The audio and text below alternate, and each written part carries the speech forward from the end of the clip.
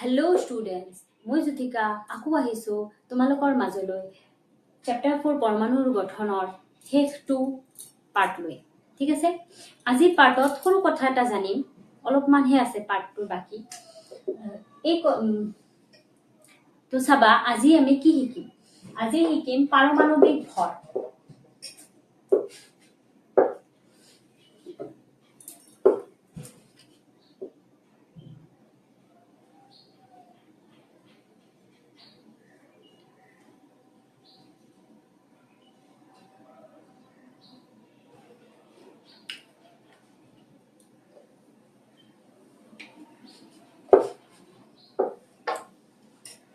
তো চাবা, আজি আমি কি শিকিম? আজি আমি শিকিম পাৰমাণৱিক ভৰ।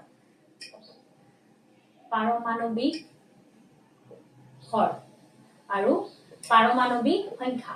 ঠিক আছে, পাৰমাণৱিক সংখ্যা।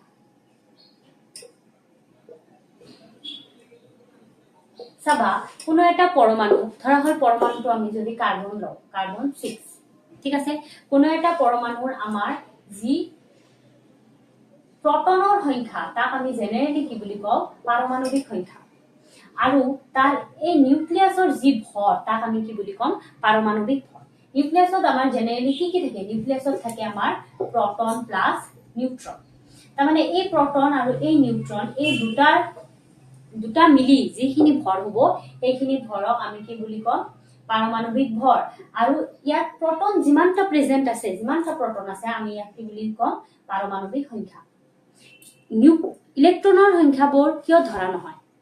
চাবা, জেনেৰেলি পৰমাণু এটা যেতিয়া আমি সজ্জিত কৰো, তেতিয়া ইলেক্ট্ৰনবোৰ কি নিৰ্দিষ্ট কক্ষপথত ঘূৰি থাকে। তো বহিঃতম কক্ষত থকা ইলেক্ট্ৰনবোৰে কি কৰে?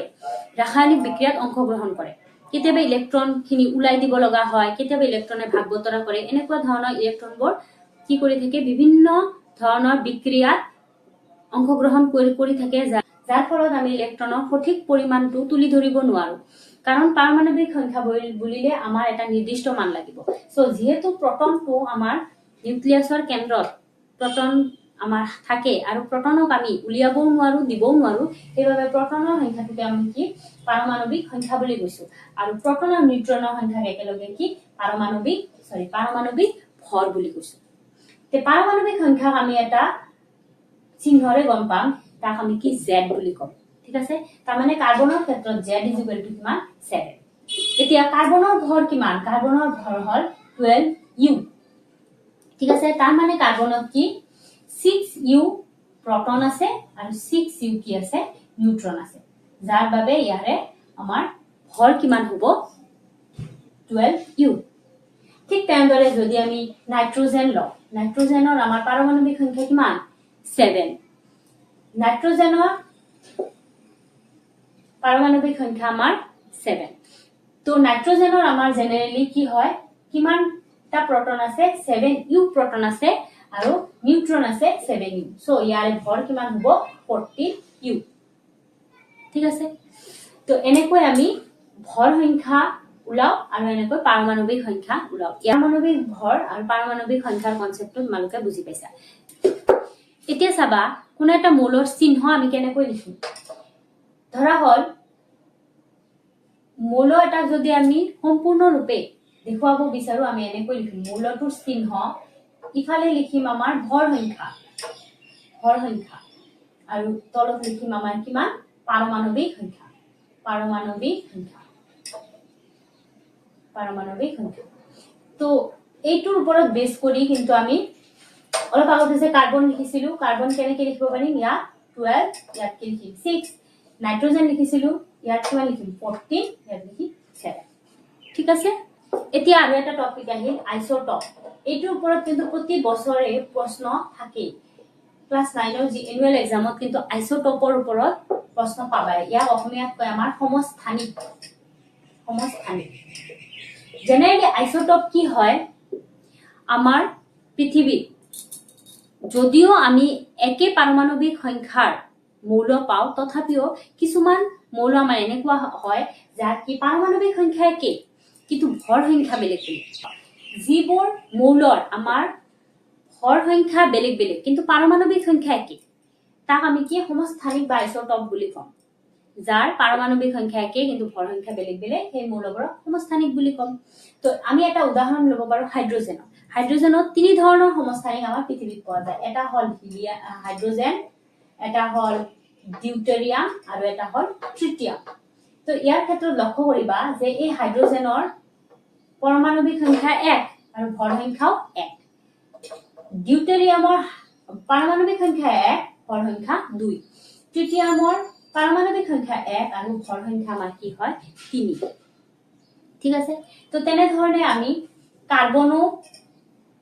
কাৰ্বনৰো আমি তিনি ধৰণৰ সমস্থানিক পাও এটা হল কাৰ্বন 12 থাকে কাৰ্বন 13 থাকে আৰু কি থাকে কাৰ্বন 14 তো এইবিলাকক আমি সমস্থানিক বুলি কোৱা হয় সমস্থানিকৰ ক্ষেত্ৰত আৰু এটা উদাহৰণ লও ক্লোৰিন 35 এটা সমস্থানিক আছে আৰু ক্লোৰিন 37 এটা সমস্থানিক আছে কিন্তু এটা কথা লক্ষ্য কৰিবা আমি ক্লোৰিনৰ যি ভৰ সংখ্যা আমি তালিকাত ভৰ সংখ্যা কিমান পাও 35.5 এটু কিহৰ কাৰণে হয় কোনো এটা পদাৰ্থত যদি আমাৰ ক্লোৰিনৰ এটা সমস্থানিক প্ৰেজেন্ট থাকে তেনেহলে ঠিক আছে আমি হেতুৱে ভৰ সংখ্যা ধৰিম কিন্তু আন কোনো এটা পদাৰ্থত কিমান কোনটো সমস্থানিক প্ৰেজেন্ট আছে কিমান পৰিমাণে আছে এইখিনি কিন্তু আমি ইন জেনাৰেলি উলাব নোৱাৰো সেইভাবে আমাৰ প্ৰথমতে এইটো লোৱা হৈছে যে পৃথিৱীত 35 ক্লোৰিন কিমান শতাংশ আছে আৰু 37 ক্লোৰিন কিমান শতাংশ আছে এইখিনি উলোৱাৰ পিছত তেওঁৰ এলোকে এটা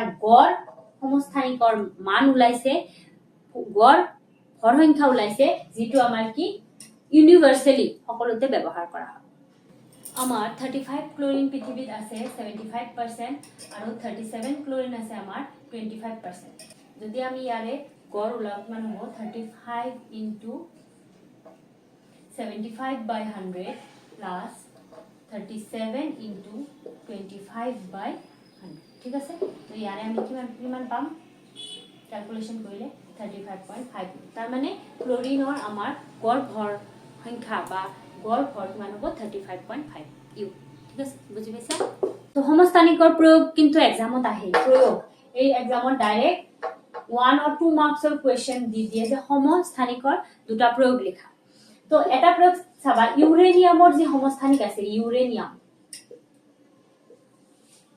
ইউৰেনিয়ামৰ সমস্থানিক আমাৰ কি কামত ব্যৱহাৰ কৰা হয় ইউৰেনিয়ামৰ যি সমস্থানিক আছে ইউৰেনিয়ামৰ সমস্থানিক আমাৰ নিউক্লিয়াৰ ৰিয়েক্টৰত ব্যৱহাৰ কৰা হয় ঠিক আছে কোবাল্টৰ সমস্থানিক আমাৰ কৰ্কট ৰোগৰ ট্ৰিটমেন্টত ব্যৱহাৰ কৰা হয় ক্যান্সাৰৰ ট্ৰিটমেন্টত ব্যৱহাৰ কৰা হয় আৰু নম্বৰ 3 আমাৰ আয়োডিনৰ সমস্থানিক আমাৰ কিহত ব্যৱহাৰ কৰা হয় গৰল ৰোগৰ চিকিৎসাত ব্যৱহাৰ কৰা হয় এইখিনি হল গোটেইখিনি চ্যাপ্টাৰৰ কনসেপ্ট আমি তিনিটা পাৰ্টত ঠিক কৰিলো যদি ইয়াৰ ওপৰত কিবা কোৱেশ্চন থাকে কমেন্টত জনাবা মই সলভ কৰি দিবলৈ ট্ৰাই কৰিম ঠিক আছে পঢ়া শুনা কৰি থাকা বাই